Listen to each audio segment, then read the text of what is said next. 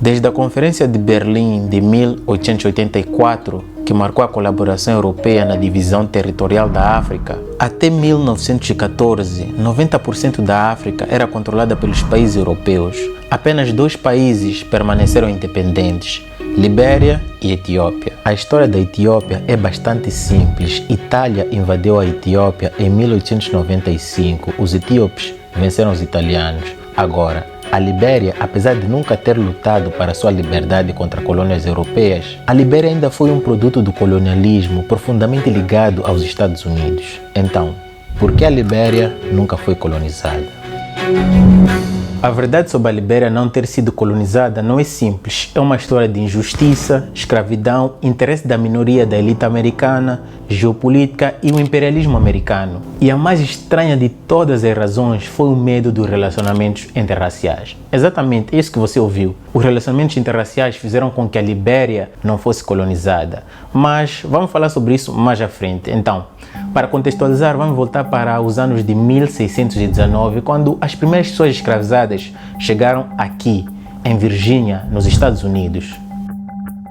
Algumas pessoas estavam contra a questão da escravidão. Quando eu digo algumas pessoas, como você deve imaginar, eram tipo pouquíssimas pessoas. Anos depois, na década de 1680, o comércio de escravos para as colônias do meio do Atlântico aumentou substancialmente e, em 1710, a população africana em Virgínia havia aumentado. Os Estados Unidos se tornou um conglomerado de muitos povos diferentes de várias regiões da África. Nessa mesma altura, começaram a surgir os primeiros movimentos abolicionistas contra o comércio internacional de escravos e, em 1750, os movimentos ganharam alguma força, inclusive alguns proprietários de escravos, principalmente no Upper South, aqui nesta região, começaram a libertar seus escravos e filântropos e grupos de caridade compravam e libertavam escravos. Nessa altura, na década de 1750, também surgiu um senhor que fez campanhas contra o comércio de escravos, o senhor Thomas Jefferson. Ok, tenta se lembrar desse senhor porque vamos falar dele mais à frente, pois ele também é uma peça muito importante nessa história. Então, esses movimentos de abolição contra a escravatura por si só não eram suficientes, as campanhas não tinham grande dimensão. 15 anos depois, com o início da Guerra da Independência dos Estados Unidos contra a coroa britânica entre 1765 e 1775, os revolucionários americanos queriam apoio para aumentar o seu exército. Então, começaram a oferecer liberdade para os escravos que lutassem ao seu lado contra a coroa britânica. Sendo assim, muitos escravos fugiram e aderiram à guerra com a esperança de se tornarem livres.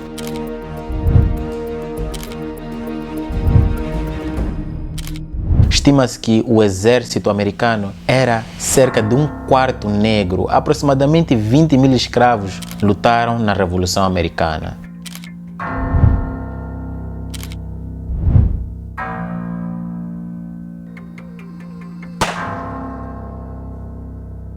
Lembram-se deste senhor, Thomas Jefferson? Durante a Revolução Americana, Jefferson representou a Virgínia no Congresso e mais tarde ele foi o principal autor da Declaração da Independência. Os Estados Unidos da América se tornou uma nação independente em julho de 1776. Os negros que lutaram durante a Revolução e que tinham sido prometidos liberdade tornaram-se livres. Não se tornaram livres, não pelo menos imediatamente, e era de se esperar, né? Temos que concordar que a oferta de liberdade foi projetada principalmente por razões e interesses dos rebeldes americanos, que queriam aumentar o seu exército e não por razões morais ou humanitárias. Todavia, com os Estados Unidos independente, Jefferson continuava a fazer campanhas contra o comércio de escravos e exigia medidas imediatas para libertar os outros escravos. Nas primeiras 2 décadas, tanto o governo de George Washington e seu sucessor John Adams, pouco se fez para a abolição da escravatura e, em 1800, Thomas Jefferson assumiu a presidência e fez com que legislaturas estaduais e indivíduos tomassem medidas para libertar escravos. Em 1804, todos os estados do norte haviam aprovado leis proibindo a escravidão. 3 anos depois, em 1807, o Congresso agiu sobre o conselho do presidente Jefferson e tornou a importação de escravos do exterior um crime federal. Os ex-escravos e outros negros livres sofreram discriminação social e eles eram por muitos considerados não cidadãos e também eram indesejados, apesar de que eles trabalhavam muito e recebiam muito pouco. Brancos nativos diziam que eles estavam a tirar emprego dos brancos, o que não é verdade, o motivo era outro. Eu sei que você está aqui para ver história da Libéria, porque a Libéria não foi colonizada. E você deve estar a pensar, Rui, por que estás a contar a história de que parece dos Estados Unidos? É uma história sim dos Estados Unidos, mas também é a história da Libéria. E você já vai perceber. E vai fazer todo sentido. Então, sendo assim, alguns abolicionistas, como o próprio Thomas Jefferson, estavam entre aqueles que propuseram realocar os negros livres para a África. A questão é, por que vários americanos nativos queriam que os negros voltassem para o seu continente de origem? Por bondade? Porque os negros estavam a levar os seus trabalhos? Claro que não, né? Apesar de existirem sim alguns abolicionistas, a verdade é que a maioria estava preocupada com o crescente relacionamento interracial. Engraçado é que o próprio presidente Jefferson era um safado. Ele tinha um relacionamento com uma mulher negra de 14 anos, a senhora Sally Ames, uma mulher escravizada. Jefferson teve pelo menos 6 filhos com Ames.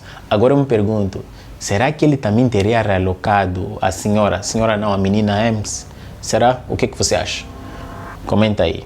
Então, alguns abolicionistas de verdade, incluindo negros, como o construtor de navios Paulo Couffe, acreditavam que os negros deveriam retomar para estabelecer uma colônia próspera na África, baseada no comércio. E em 1811, Couffe fundou a Friendly Society of Sierra Leone, um grupo destinado a encorajar os negros para voltarem e fundar nações africanas. Couffe esperava enviar pelo menos um navio por ano para a África com pessoas ex-escravizadas. O rico armador afro-americano Paulo Couffe transportou 38 negros americanos para Freetown, na Serra Leoa, em 1816, às suas próprias custas. Infelizmente, um ano depois, ele morreu em 1817. Então, a iniciativa privada de Couffe ajudou a despertar o interesse público pela ideia. E foi Couffe que inspirou Robert Finley, entre outros, para a criação de American Colonization Society, ou ACS, uma organização americana dedicada ao transporte de negros livres e escravos emancipados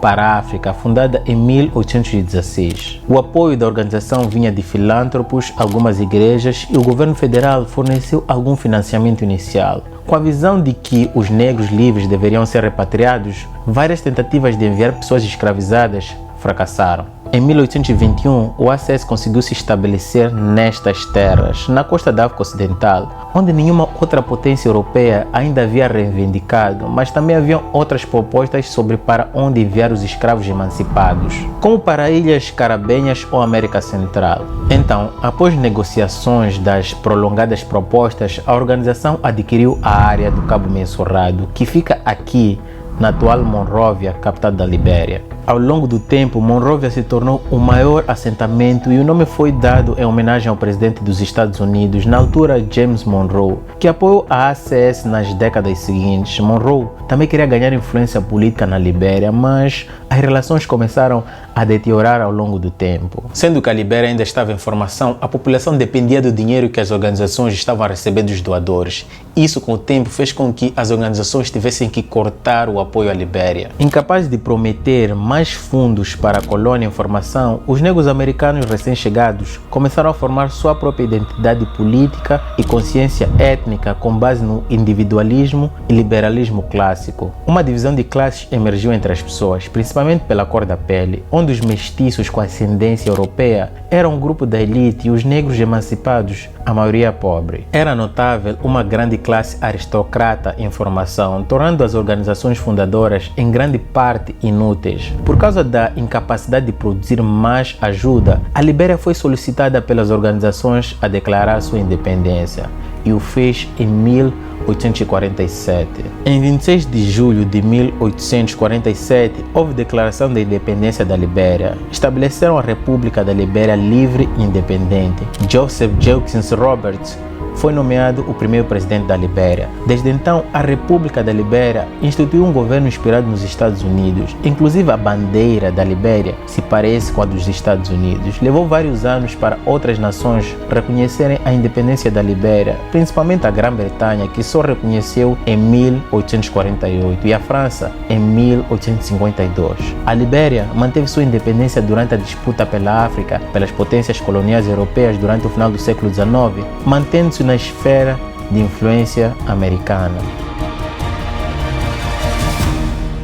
A Libéria hoje ainda transmite muitas das ideologias e princípios nas quais os Estados Unidos da América foi fundada. Então, sabendo de toda essa história, eu tenho que te perguntar: o que você acha? Você acha que a América teve uma colônia na África? Por favor, deixe-me saber os seus pensamentos sobre a ascensão e formação da Libéria. E o nosso vídeo termina por aqui. Então, atualmente os Estados Unidos não têm uma grande influência na Libéria como teve anteriormente. E se você quiser que eu fale da situação atual da Libéria, também comenta aí embaixo, até porque por alguns é considerado um estado falho.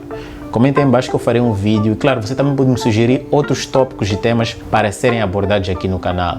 Então, não se esqueça de dar aquele soco no like, se inscrever, compartilhar com 5 pessoas e, claro, se você quer apoiar mais ainda este canal e os meus vídeos, torne-se membro do canal e do Patreon, link na descrição. Esse é o começo, tamo juntos, peace.